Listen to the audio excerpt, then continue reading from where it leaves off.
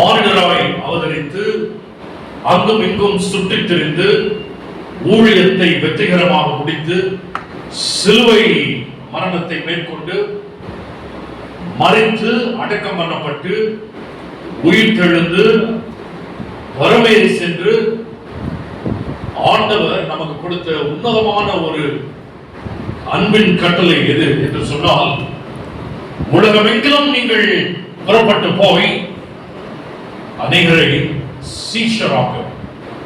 இதுதான் ஆண்டவர் திருச்சபைக்கு கொடுத்த அன்பின் கட்டளை. ஆனால் ஆண்டவர் போகும் பொழுது ஒரு அருமையான வாக்கு தத்தத்தை அவர் கொடுத்து சென்றிருக்கிறார். ஒரே அதிகாரத்தில் 3 முறை ஆண்டவர் உன்னதமான மகத்துவமான மேன்மையான வாக்கு தத்தங்களை அவர் கொடுத்து சென்றிருக்கிறார். எடுத்தவர்கள் வாசிக்கலாம். வெளிப்படுத்தின விசேஷம் 22ஆம் அதிகாரத்தில் 7வது வசனத்தை முதல் வரி மாத்திரம் யாராவது வாசிக்கலாம். இதோ சீக்கிரமாய் வருகிறேன். இதோ சீக்கிரமாய் வருகிறேன். ஆண்டவர் என்ன சொல்றாருன்னா, behold I come quickly. சீக்கிரமாய் வருகிறேன். இது யார் சொல்றது? ஒரு மனிதன் சொல்ல, தீர்க்கதரிசி சொல்ல, தேவதூதர்கள் சொல்ல, இயேசு கிறிஸ்து சொல்றார் தன்னுடைய சொந்த வாய். சீக்கிரமாய் வருகிறேன். 12வது வசனத்தை இப்பொழுது வாசிக்க கேட்கிறேன். இதோ சீக்கிரமாய் வருகிறேன். போதும். இதோ சீக்கிரமாய் வருகிறேன். இதோ சீக்கிரமாய் வருகிறேன். ஆண்டவர் எத்தனை முறை சொல்லியிருக்கிறார்? இப்போ 2 முறை. உங்க வீட்டுல யாராவது ஒருத்தர் ஒரு முறை சொன்னா அது அவ்வளவு முக்கியம் கிடையாது. ஆனா 2 முறை அதே வார்த்தையை அதே வரிய அழுத்தமாக திருத்தமாக ஆணித்தரமாக ஸ்திரப்படுத்தி சொன்னால் என்ன அர்த்தம்னா மிக முக்கியம். 3வது 20வது வசனத்தை வாசிக்க கேட்கிறேன். 20வது வசனம். இவைகள் சாட்சியாக அறிவிக்கிறவர் மெய்யாகவே நான் சீக்கிரமாய் வருகிறேன். இங்க வந்து ஒரு வார்த்தை நான் சீக்கிரமாய் வருகிறேன் இல்ல, மெய்யாகவே.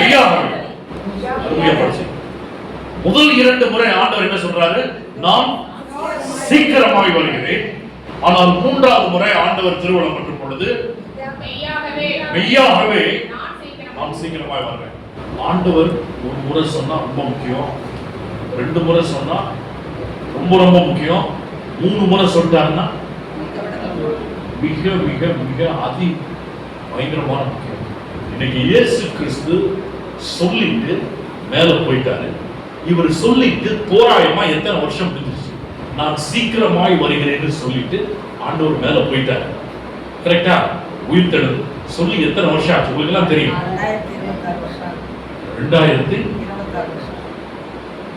2026 நம்ம சொல்ல முடியாது.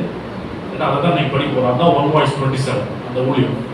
தோராயமா எடுத்துட்டீங்க அப்படின்னு சொன்னா எத்தனை வருஷம் தெரியுமா ஆச்சு? 2000 வருஷம். அது எப்படி நான் படிக்கிறோம்? இயேசு கிறிஸ்து சீக்கிரமாய் வருகிறேன் என்று சொல்லியும் வாக்கு கொடுத்தும் 2000 வருஷம் ஆயிடுச்சு. அவர் வரல. அப்படி என்பதற்கு என்ன காரணங்கள்? இன்றைக்கு 4 காரணங்களை நம்ம படிக்க போறோம். முதல் 3 காரணங்கள் ரத்தின சுருக்கமாய் அதிவேகமாய் வந்தே பாரத் ரயில் மாதிரி படிக்கணும். கடைசிய கொஞ்சம் பேசஞ்சர் ட்ரெயின் மாதிரி நிறுத்தி படிக்கணும். நேரம் ரொம்ப குறைந்து இருப்பதனால உங்களுடைய கவனத்தை ஆவியானவர் சொல்லுக்கு நீங்க கவனித்து உங்களுடைய கவனத்தை அங்கமிக்கும் சிதறாதபடி பார்த்துக்கோங்க. முதல் காரணம் இயேசுவானவர். இதோ சீக்கிரமாய் வருகிறேன், இதோ சீக்கிரமாய் வருகிறேன், மெய்யாகவே நான் சீக்கிரமாய் வருகிறேன் என்று சொல்லியும் ஆண்டவர் ஏன் என்ன வரல அப்படின்னா முதல் காரணம் எடுத்தவங்க வாசிங்க. 2 பேதுரு 3ஆம் அதிகாரம் 9வது வசனம். 2 பேதுரு 3ஆம் அதிகாரத்தில் 9வது வசனத்தை இப்பொழுது நாம் வாசிக்கிறோம்.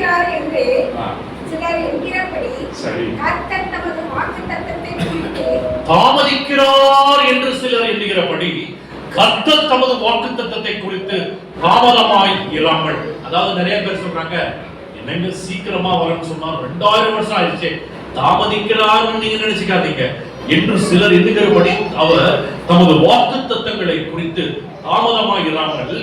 ஏன் தெரியுமா இயேசுசாமி வரல? படிங்கம்மா தொடர்ந்து நல்லா கவனிங்க.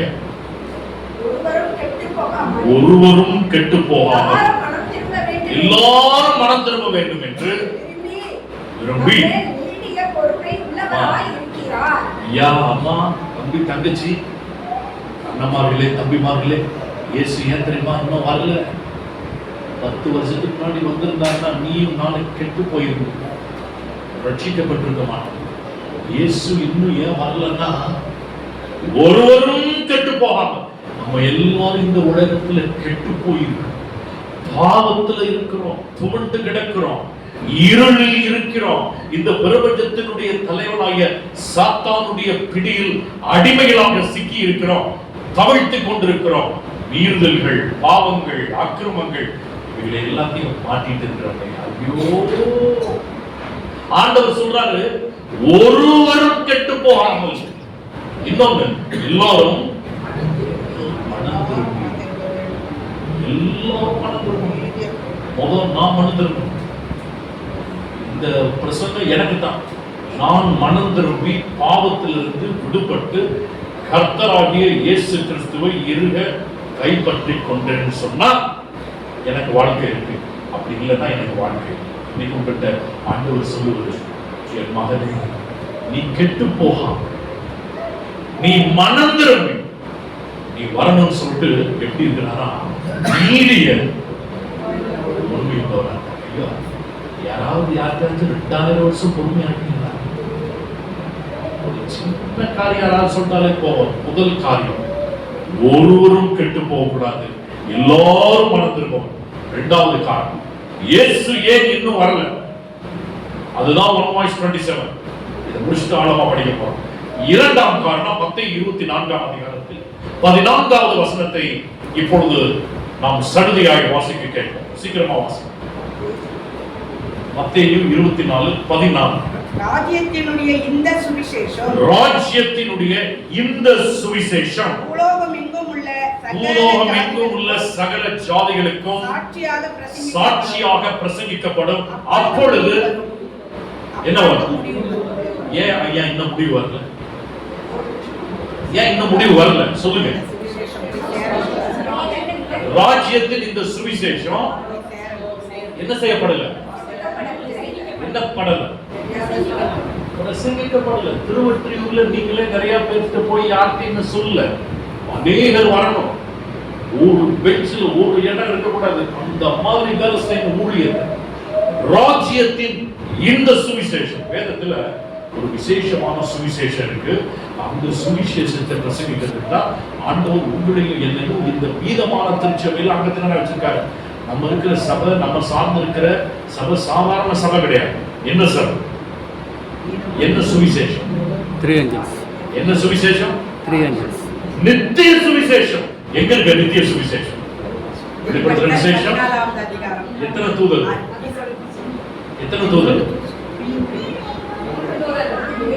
வாவ், அதுல எத்தனை தூதர்கள் இருக்கிறாங்கம்மா? 3. வானத்திலே பறக்க கண்டேன். அவன் மிகுந்த சத்தமிட்டு என்ன சொன்னாரு? தேவனுக்கு பயந்தவனே வேறொரு தூதன். இருங்க. பாப்பா சொல்லுங்க.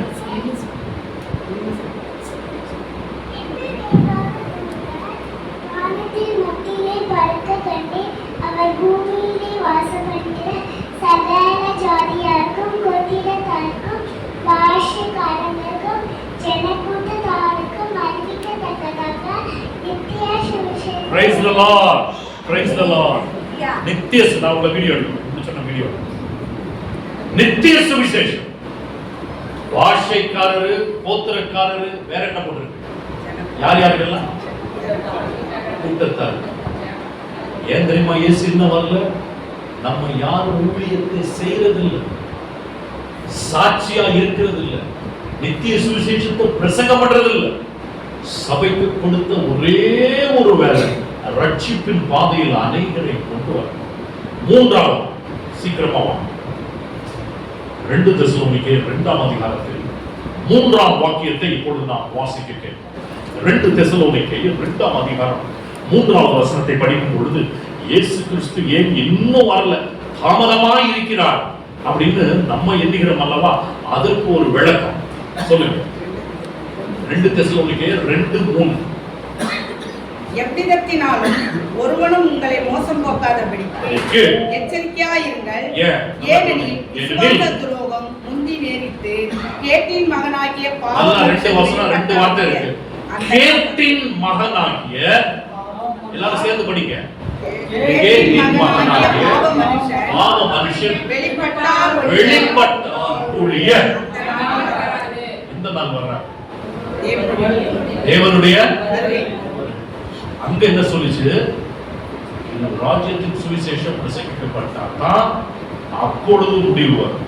இங்க கேட்டின் மகன் ஆகிய இந்த மனுஷன் பாவ மனுஷன். அருமையா சொன்னீங்க சிஸ்டர்.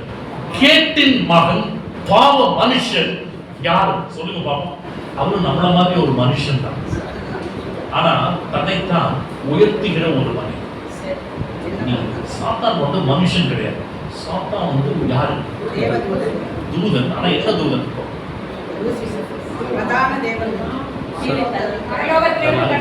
அதுக்கு ஒரு இது இருக்கு. என்ன செஞ்சுட்டாங்க? விழுந்த தூதன். கரெக்டா சொல்றீங்க. fallen angels. இப்போ சாத்தான் மனுஷன் கிடையாது. சாத்தான் வந்து ஒரு சக்தி. ஆனா அந்த உலகத்தில் இருக்கிறவனை காட்டிலும் உன்னில் இருக்கிறவர் பெரியவர். இப்ப நீங்க சொல்லுங்க. கேட்டின் மகன் பாவ மனுஷன் வெளிப்பட்டால் ஒழிய அந்த நாள் வராது. யார் தெரியுமா? கடைசிகள் யாரு? கரெக்டா சொல்றீங்க. யாரு? கரெக்ட். ஓப்போ சாம்ராஜ்யம். பேப்பர்ஸின் ஆங்கிலத்தில் இது வரும். நியாய ஆசிரியருக்கு வரும். முத்திரை வரும். மிருகம் வரும். மிருகத்திற்கு ஒரு சொருபம் வரும். அதற்கு ஒரு இலக்கம் உண்டு. சரிங்களா? அடுத்தது ரொம்ப முக்கியம். 3 காரணத்தை படிச்சு, 4வது காரணத்தை கொஞ்சம் ஆழமா, சத்தியத்தை கொஞ்சம் நல்லா போர்வெல் மாதிரி ஒரு 800 அடி உள்ள போகும். ஆழமா படிக்க போறோம். இன்னைக்கு ஆழ்ந்த சத்தியத்தை கொடுக்கிற ஆவியாளருக்கு நம்மை தாழ்த்தி நம்ம மனசுல அப்படி ஒரு பிரசங்கம் பண்ணுவதை கேட்கறதுக்கு ஒரு பிரசங்கம் வரக்கூடாது. ஆவியாளர் சத்தத்தை கேட்டு நாம் மாறணும். இன்னைக்கு நான் வீட்டுக்கு போறப்போ புது சிருஷ்டியா, புது மனுஷனா முடிஞ்சன்னு சொல்லுமா? ஐயோ என் ஹஸ்பண்ட் மாறிட்டாரு. ஒய்ஃபு சொல்லுவோம். ஹஸ்பண்ட் சொல்லணுமா? ஐயோ என் ஒய்ஃபு நல்லா இருக்கே, இப்போ வீட்டில் பாத்திரம் அண்டா கொண்டாலாம் அவன் தூக்கி எரிய மாட்டேங்கிறாங்களே, நல்லா இருக்கிறாங்கன்னு ஹஸ்பண்ட் சொல்லுவோம். அதுதான் மனமா. இப்போ வாங்க 4வது காரணம். சங்கீதம் 110க்கு நம் வேதத்தை நாம் திருப்பிக்கொள்வோம். சங்கீதம் 110 இயேசுவானவர் ஏன் இன்னும் வரலன்னு சொல்லிட்டு அருமையான காரணம் அங்கே உண்டு. யாராவது வாசிக்க 1வது வசனத்தை இப்பொழுது வாசிக்க கேட்போம். கர்த்தரின் ஆண்டவரை நோக்கி போதும். இங்க 2 பேர் குறிப்பிடப்பட்டிருக்கிறார். 1வது யாரு? கர்த்தர். இன்னொன்று ஆண்டவர். இவங்க 2 பேரும் ஒருத்தரா இல்லை.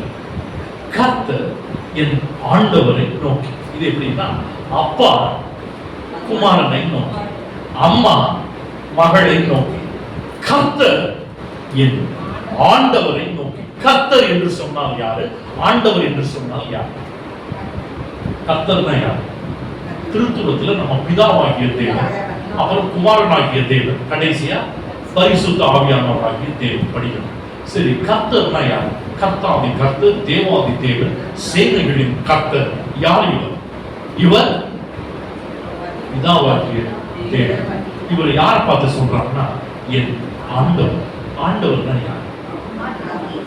குமாரனாகிய இயேசு. பாருங்க, பிதாவாகிய தேவன் கர்த்தர், குமாரனாகிய இயேசு கிறிஸ்து தன் நெய்சு குமாரனாகிய தன் ஆண்டவரை நோக்கி சொல்றாரு. வாசிங்க. நான் உம்முடைய சத்துருக்களை உமக்கு பாதப்படி ஆக்கி போடும் வரைக்கும் நீர் என்னுடைய சொல்லுங்க வலது பாரிசத்தில் உட்காரும் என்றார். அம்மா, இயேசு சுவாமி எத்தனை முறை சொல்லிட்டு போனாரு நான் சீக்கிரமா வரேன்னு? இதோ நான் சீக்கிரமாய், இதோ நான் சீக்கிரமாய் மெய்யாகவே சொல்லி எத்தனை வருஷம் ஆச்சு? 2000 வருஷம் ஆச்சு. இப்ப இயேசு எங்க இருக்கிறார்? எங்க இருக்கிறார் சொல்லுங்க பாப்போம். பிதாவின் வலது பாரிசத்தில் என்ன செய்றார்? கர்த்தர் இயேசுவாகிய ஆண்டவரை நோக்கி நீர் என்னுடைய சத்துருக்களை உமக்கு பாதப்படி ஆக்கி போடும் வரைக்கும் நீ என்னுடைய வலது பாரசத்தில் உட்கார். 2000 வருஷமா ஆண்டவர் என்ன செய்யறாருன்னா, முதல்ல இங்கிருந்து போறாரு, பரிசுத்த ஸ்தலத்துக்கு தான் போறாரு. போய் 10வது நாள்ல பெந்தேகோஸ்து. அப்போ இயேசு சுவாமி ஆசாரியராக அபிஷேகம் பண்ணப்படுகிறார். அப்ப அபிஷேகம் பண்ணப்பட்ட பொழுதுதான் பெந்தேகோஸ்தே நாள்ல அங்கிருந்து ஆவியானவர் மேல இருந்து கீழே பொழியப்படுகிறார். அப்போஸ்தலர் 2ல ஒரே நாள்ல எத்தனை பேர் ஞானம் கொடுக்கிறாங்க? இன்னைக்கு ஞானஸ்நானம் அனுபவம் வருதா நமக்கு? பெந்தேகோஸ்தே இருக்கா? ஆவியானவர் இருக்காரா? இல்ல. ஏன்னா யாரும் இயேசுவை நோக்கி பார்க்கறது இல்லை. சண்டை, சச்சரவு, பிரச்சனை, எப்படி இன்னொருத்தரை குறித்து குரல் பேசலாம், எப்படி இன்னொரு மனசை கஷ்டப்படுத்தலாம், இதுதான் பார்த்துட்டு இருக்கிறோம். இதுக்கெல்லாம் சாத்தானுக்கு இடம் கொடுக்க கூடாது. கண்கள் இயேசுவிடத்தில் மாத்திரம் நோக்கி பார்க்கணும். அந்த சிங்காசனத்தில் வீட்டிருக்கிற கர்த்தரை நோக்கி மாத்திரம் பார்த்து நீங்களும் நாம் கர்த்தர் ஆண்டவரை பார்க்கணும். வலது வாரிசத்தில் உனக்கும் எனக்கும் நமக்கும் பரிந்து பேசிக் கொண்டிருக்கிற நமக்காக என்ன செய்து கொண்டிருக்கிறார்? ரோமர் 8ஆம் அதிகாரம் 34வது வசனத்தை இப்பொழுது வாசிக்க கேட்போம். ரோமர் 8ஆம் அதிகாரத்துல 34வது வசனம் வாசிங்க. உமது நிமித்தம் எந்நேரம் கொல்லப்படுகிறோம், அடிக்கப்படும் ஆடுகளைப் போல எண்ணப்படுகிறோம் என்று எழுதியிருக்கிறபடியே நேரிட்டாலும். இல்ல, ரோமர் 8:34. கிறிஸ்துவே மரித்தவர், சரி, அவரே எழுந்திருக்கிறவர், சரி, அவரே தேவனுடைய வலது பாரிசத்திலும் இருக்கிறவர், தேவனுடைய வலது பாரிசத்திலும் இருக்கிறவர், நமக்காக வேண்டுதல், நமக்காக என்ன செய்றார்? வேண்டுதல் செய்கிறவர் அவரே. இவ்வளவு தூரம் நீங்க உயிரோடு இருக்கிறீங்க, காலையில எந்திரிக்கிறீங்க, வேலைக்கு போறீங்க, வீட்டுக்கு வர்றீங்க, இன்னும் ஹார்ட் அட்டாக் வராம, இன்னும் நோய் நொடி இல்லாம ஆண்டவர் நம்மளை காப்பாத்திட்டு வர்றாருன்னா யாரு நமக்காக வேண்டுதல் செய்யறாங்க? இயேசு கிறிஸ்து நமக்காக ஜெபம் பண்றார். அவர் ஜெபம் பண்றதை நிப்பாட்டிட்டார்னா ரொம்ப கஷ்டம். உங்களுக்காக ஒருவர் ஜெபித்துக் கொண்டிருக்கிறார். someone is praying for you. ஒருவர் உங்களுக்காக பரிந்து பேசிக்கொண்டு வேண்டுதல் செய்து ஜெபம் பண்ணி கொண்டிருக்கிறார். இதுதான் அற்புதமான ஒரு செய்தி. சரி, எபிரேயர் 8ஆம் அதிகாரம் முதல் 2 வசனங்களை வாசிக்க கேட்போம். அதுல ஆண்டவர் உன்னதமான ஒரு வசனத்தை நமக்கு வச்சிருக்கிறார். வாசிங்க. எபிரேயர் 8ஆம் அதிகாரத்துல முதல் 2 வசனத்தை வாசிங்க.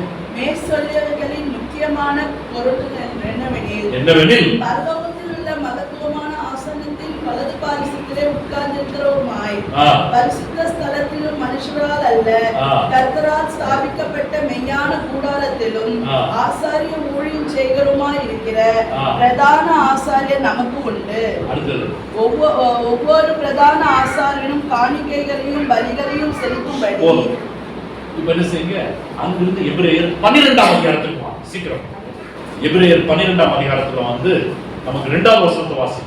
அவர் தமக்கு முன் வைத்திருந்த சந்தோஷத்தின் பொருட்டு அவமானத்தில் எண்ணாமல்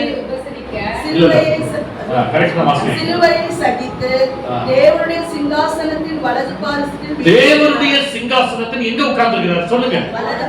வலது பாரிசத்தில் என்ன செய்றார்? உங்களுக்காக எனக்காக இயேசு வலது பாரிசத்துல உட்கார்ந்து இருக்கிறாராம். ஞாபகம் இருக்கா உங்களுக்கு? என்ன பண்ணி கொண்டிருக்கிறார் இயேசுசாமி? நமக்காக வேண்டுதல் செய்து பரிந்து பேசிக் கொண்டிருக்கிறார். இப்ப அங்கிருந்து நீங்க இன்னொரு வசனத்துக்கு வாங்க. அதே சங்கீதம் 110க்கு வாங்க. சங்கீதம் 110ல ஒரு முக்கியமான வசனத்தை இப்பொழுது நாம் வாசிக்க கேட்க போகிறோம். சங்கீதம் 110க்கு வாங்க. சங்கீதம் 110ல 4வது வசனத்தை வாசிங்க. மெல்கிசேதேக்கின் முறைமையின்படி என்றென்றைக்கும் ஆசாரியராய் இருக்கிறீர் என்று கர்த்தர் ஆணையிட்டார். மனமாறாமல் இருப்பீர். போதும். ஆமா, பைபிள் படி நீங்க எல்லாம் நல்ல இந்த வேதத்தை கரைச்சு குடிச்சிருக்கீங்க. ஒரு ஆசாரிய வேலையை செய்யணும்னா ஒரு கோத்திரத்திலிருந்து வரணும். அப்பதான் அவருக்கு தகுதி உண்டு. எந்த கோத்திரம்? 12 கோத்திரத்துல ஆசாரியர் எந்த கோத்திரம்? ஆசாரியரும் சரி, இன்னொரு ஆசாரியர் இருக்கிறார், பிரதான ஆசாரியர். ஏசாமி எந்த கோத்திரம்? அப்ப அவர் வந்து ஆசாரியரா இருக்க முடியுமா? ஆனா எந்த முறைமையின்படி அவர் இருக்கிறார்? மெல்கிசேதேக். இப்ப மெல்கிசேதேக் வந்து ஏதோ கோத்திரம். இது யார் போய் காணிக்க கொடுத்தது இவருக்கு? ஆபிரகாம். அந்த நேரத்துல 12 கோத்திரம் இருந்துச்சா? அப்ப அவரே அந்த ஆசாரியர் ஊழியத்தை செஞ்சுக்கிறார். இத்தனைக்கு அவர் ராஜாவை பாருங்க. மெல்கிசேதேக்கின் முறைமைன்னா, மெல்கிசேதேக் யாருன்னு தெரியுமா? அவரை பத்தி வேதம் என்ன சொல்லுதுன்னா, அவருக்கு சொல்லுங்க, கோத்திரம் இல்ல, தாய் தகப்பன் இல்ல, ஆர்வம் இல்ல, யாருன்னே தெரியாது. நீங்க யார் தெரியுமா? நம்மள யார் தெரியுமா? யார்? அந்தார இருளில் இருந்து சொல்லுங்க, ராஜரீக ஆசாரிய கூட்டம். எதுக்கு? எதை சொல்றதுக்கு? மறந்துட்டீங்களா? ஞாபகம் இருக்கா? சொல்றது. இப்போ ஒரு காரியத்தை படிக்க போறோம். ஏன் சாமி ஏன் இன்னும் வரல அப்படின்னு பார்த்தா, என்ன எங்க உட்கார்ந்து இருக்கிறார்? வலது பாசத்துல என்ன செஞ்சுட்டு இருக்கிறார்? ஏன் இன்னும் பரிந்து பேசிட்டே இருக்கிறாரு? ஏன் முடியல? இப்போ ஒண்ணும் இல்ல, இந்த மீட்டிங் முடிஞ்சோன்னா எல்லாரும் என்ன செய்வீங்க? எந்திரிச்சிருவீங்க. ஒண்ணும் இல்ல, இப்ப நான் பேசிட்டே இருக்கிறேன், மெதுவா பாஸ்டர் எந்திரிச்சிட்டாருன்னா என்ன அர்த்தம்? நான் பேசிட்டே இருக்கிறப்ப பாஸ்டர் எந்திரிச்சு முன்னாடி வர்றாருன்னா என்ன அர்த்தம்? உட்காரியா, நான் வீட்டுக்கு போனியா மெட்ரோ அப்படின்னா நான் போய் உட்கார். பாஸ்டர் எந்திரிச்சிட்டாருன்னா என்ன அர்த்தம்? மீட்டிங்கு பாஸ்டர் எந்திரிச்சாரு. ஏசாமி எந்திரிச்சிட்டாருன்னா என்ன அர்த்தம்? என்ன முடிஞ்சு ஆயிற்று. இல்ல பாஸ்டர் ஒரு வார்த்தை அழகா சொன்னார், ஆயிற்று. ஆயிற்றுன்னா என்ன அர்த்தம்? நியாயத்திற்கு நியாயத்திற்கு கொடுக்கும் அனைத்தும் காதல். நல்லா யோசிச்சு. ஏசாமி ஏன் இன்னும் வரல தெரியுமா? சங்கீதம் 110 ஆழமா 10:30 மணி வரைக்கும் பேசலாம் விட்டா உங்களுக்கு சாப்பாட்டு கூட உங்களுக்கு பசிக்காது. அந்த அளவுக்கு போலாமா? சீக்கிரம் சங்கீதம் 110 3ஆவது வசனத்தை வாசம். உமது பராக்கிரமத்தின் நாளிலே உம்முடைய ஜனங்கள் நல்லா கவனிங்க, நல்லா கவனிங்க, மனப்பூர்வமா உமது பராக்கிரமத்தின் நாளிலே உம்முடைய ஜனங்கள் மனப்பூர்வம் பரிசுத்த அலங்காரமும் உள்ளவர்களாய் இருப்பார்கள். எப்பதான் இன்னும் ஆண்டவருடைய ஜனங்கள் மனப்பூர்வமா பரிசுத்த அலங்காரத்தோட இன்னும் இல்லமா? நம்ம அதனாலதான் இயேசு வரல. இன்னைக்கு நான் மனபாரத்தோட இங்க வந்து பேசி உங்களை யார்கிட்டையும் நம்ம ஒரு தாக்கத்தை உண்டு பண்ணணும். நீங்க எல்லாரும் ரட்சிக்கப்படும். மனப்பூர்வமாய் நீங்கள் எல்லாரும் பரிசுத்த அலங்காரத்தோடு இருக்கணும். அடுத்தது படிங்க. விடியற் காலத்து கர்ப்பத்தில் பிறக்கும் கனிக்கு சமமாய் உம்முடைய. ஒரு நிமிஷம். காலையில 4 மணிக்கு போனீங்கன்னா கருக்கும்னு இருக்கு. இன்னைக்கு காலையில நான் 4:40 கரெக்டா 4:20 மதுரவாயில் வந்துட்டாங்க. என் ஊர்ல இருந்து வர்றேன். கொஞ்ச நேரம் கழிச்சு கோயம்பேடு வந்துருச்சு, எல்லாம் இறக்குங்க. நம்பவே முடியல. ஏறி படுத்த மாதிரி இருந்துச்சு. காலையில் கருக்கும்னு இருந்துச்சு. அப்புறம் ஒரு 4:45 5 மணிக்கு பார்த்தீங்கன்னா கொஞ்சம் ஒரு வெட்ட வெளிச்சமா அப்படின்னு ஒரு புரிசல் மாதிரி இருக்கும். 5:05 அப்படி இருக்கும். என்ன தெரியுமா? அதை படிங்க. விடியற் காலத்து காலையில விடியற் காலத்துல கர்ப்பமா இருக்கும். ஒரு பெண் எப்படி கர்ப்பமா இருக்குதோ, குழந்தைய பிறக்குதோ, விடியற் காலத்து கர்ப்பத்துல பிறக்கும். எதுக்கு சமானமாய்? காலையில பாத்தீங்கன்னா உள்ள வெளியேறு டக்குன்னு ஆயிடும். ஆனா காலையில கருப்பும்னு இருக்கு. படிச்சிருக்கீங்களா? கருப்பும்னு இருக்கு.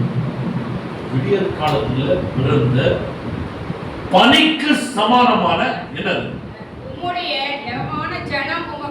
என்ன ஜனம் தெரியுமா? யௌவன ஜனம். அப்படின்னா இனிமையான நல்ல ஜனம். நம்ம ஏன் இயேசு வரல தெரியுமா? நம்ம இன்னும் மனதிற்குள்ள இருளல இருக்கிறோம், அந்த காலத்துல இருக்கிறோம், கெட்டு போயிருக்கிறோம், உயிரில் இருக்கிறோம்.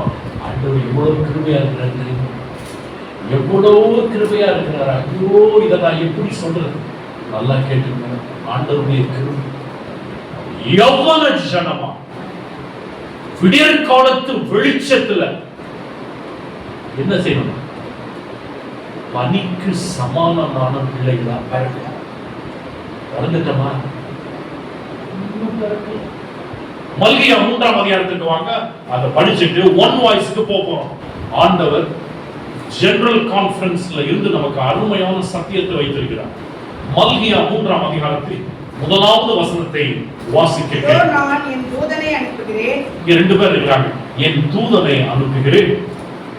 அவன் எனக்கு முன்பாக போய் இயேசுவுக்கு முன்பாக ஒருத்தர் போறார், ஒரு தூதன். அப்புறம் அப்பொழுது நீங்கள் தேடுகிற ஆண்டவரும், நீங்கள் அங்க படிச்ச தெரியுமா, கர்த்தர் என் ஆண்டவரை நோக்கி நீங்கள் தேடுகிற ஆண்டவரும், அடுத்து நீங்கள் விரும்புகிற உடன்படிக்கையின் தூதனுமானவர், நீங்கள் விரும்புகிற உடன்படிக்கையின் தூதனுமானவர் தம்முடைய ஆலயத்துக்கு தீவிரமாய் வருவார். இதோ வருகிறார் என்று சேனைகளின் கர்த்தர் சொல்லுகிறார். 2 பேர் இருக்காங்க. அதுல ஒருத்தர் தூதன், இன்னொன்னு அங்க இன்னொன்னு இருக்கு. அந்த ஆண்டவருக்கு முன்னாடி இன்னொன்னு இருக்குது. நல்லா படிங்க. ஒன்னு தூதன். இதோ நான் இல்ல என் தூதனை அனுப்புகிறேன். ஃபுல்லா படிக்க வேண்டாம், ஆன்சர் மட்டும் சொல்லுங்க. வந்து தூதன், விரும்புகிற உடன்படிக்கையின் தூதன்.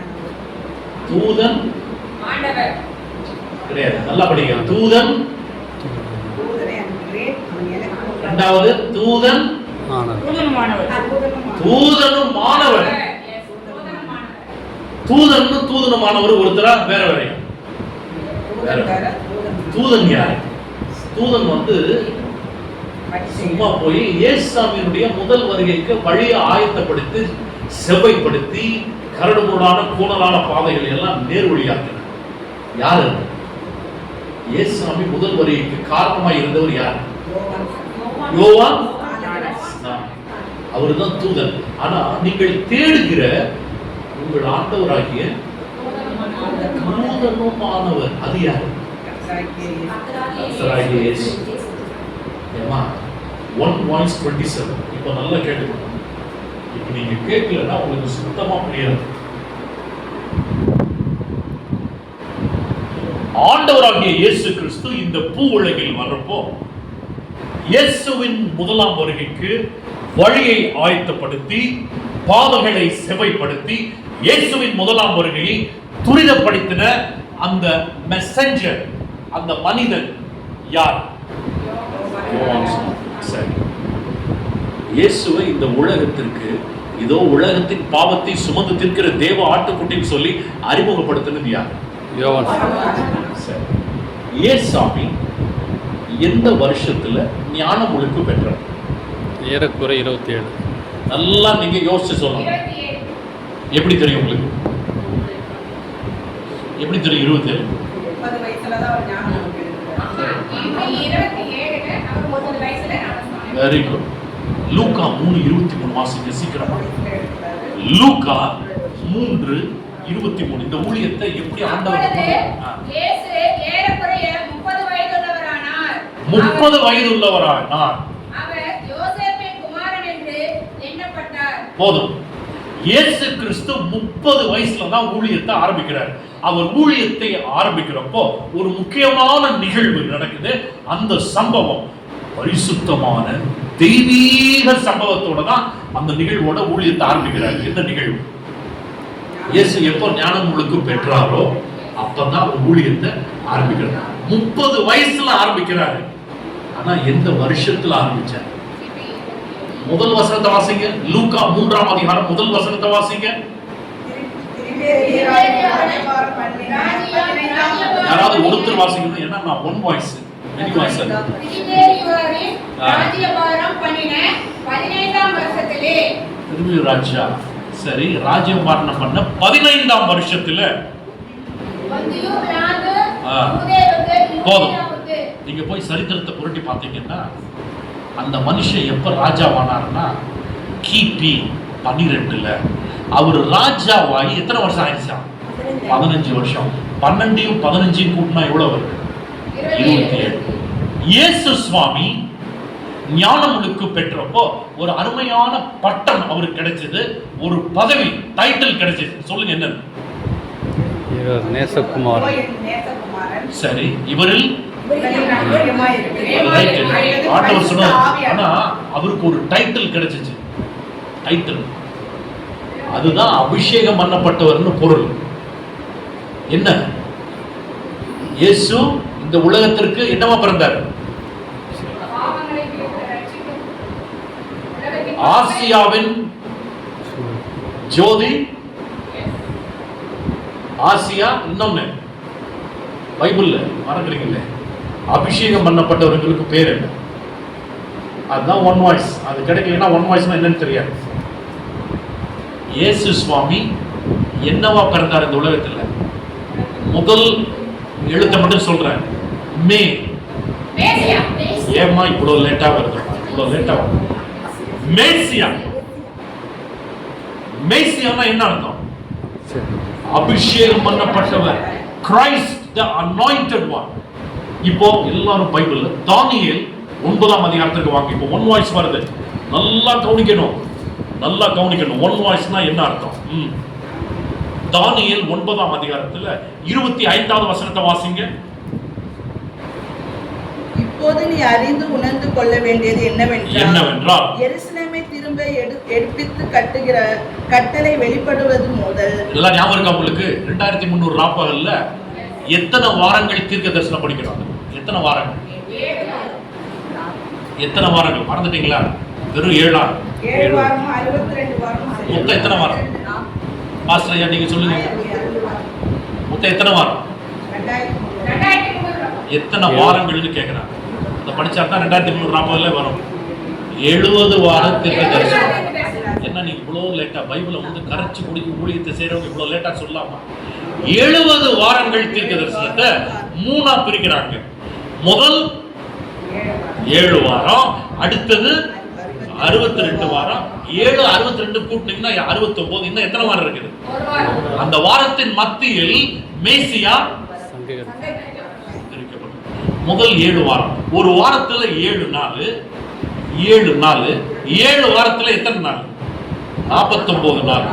தீர்க்க தரிசன ரீதியின்படி ஒரு நாள் ஒரு வருஷம். அப்போ எப்போ இது ஆரம்பிக்குதுன்னா, கட்டளை பிறப்பித்த முதல் எப்படின்னா, எஸ்ரா 7:21 457 கிமுல ஒரு ராஜா கட்டளையை பிறப்பிக்கிறார். எல்லாம் போய் கட்டுங்க அந்த எருசலேம். அந்த ராஜாவுடைய பெயர் ஆல் ஆரம்பிக்கும்.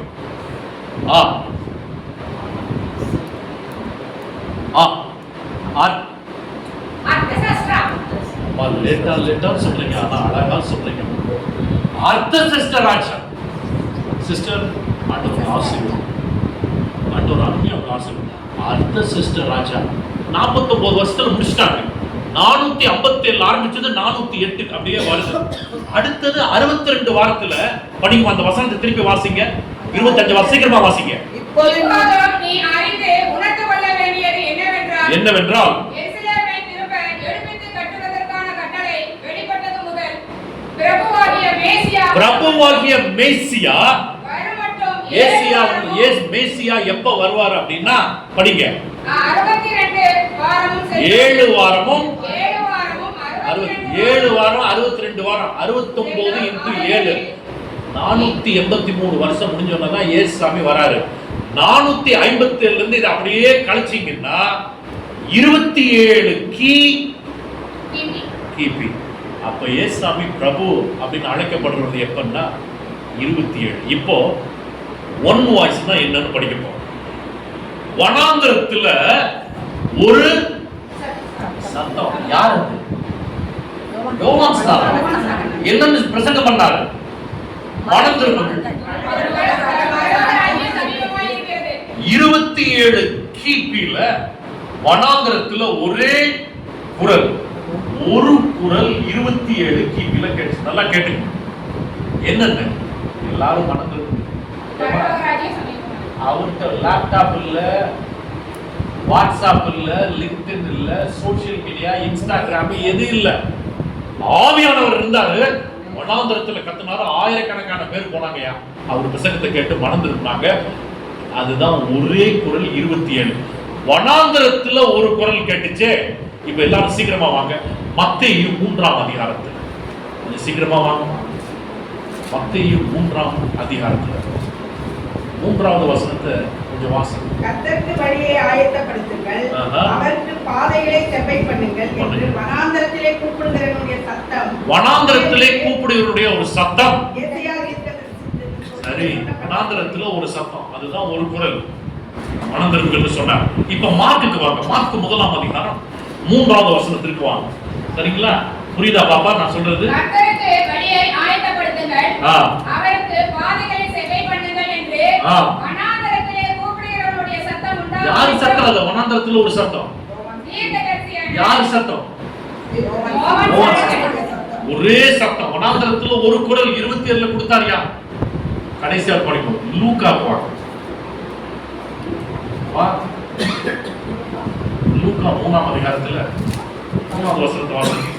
அப்பொழுது கர்த்தருக்கு வழியை ஆயத்தப்படுத்துங்கள், அவருக்கு பாதையை செவ்வை பண்ணுங்கள் என்றான். என்றும் யோவான் 1ஆம் அதிகாரத்திற்கு வா. யோவான் 1ஆம் அதிகாரத்துல 23ஆம் வசனத்தை வாசிங்க. யோவான் அதற்கு 1ஆம் அவர் கர்த்தருக்கு வழியை செவ்வை பண்ணுங்கள் ஆ. என்று ஏசாயா தீர்க்கதரிசி சொன்னபடியே நான் வனாந்தரத்திலே கூப்பிடுகிறவனுடைய சத்தமாய் இதுதானா? என்றான். வனாந்தரத்துல ஒரு சத்தம் 27ல கேட்டுச்சு. இது எல்லாத்தையும் சொன்னது யாரா? எந்த தீர்க்கதரிசியா? யோவான் கிறிஸ்தானன். எல்லாத்தையும் சொன்ன ஒரு பழைய ஏசாயா தீர்க்கதரிசி. ஏசாயா. கரெக்டா சொல்லணும். ஏசாயா 40ஆம் அதிகாரத்திற்கு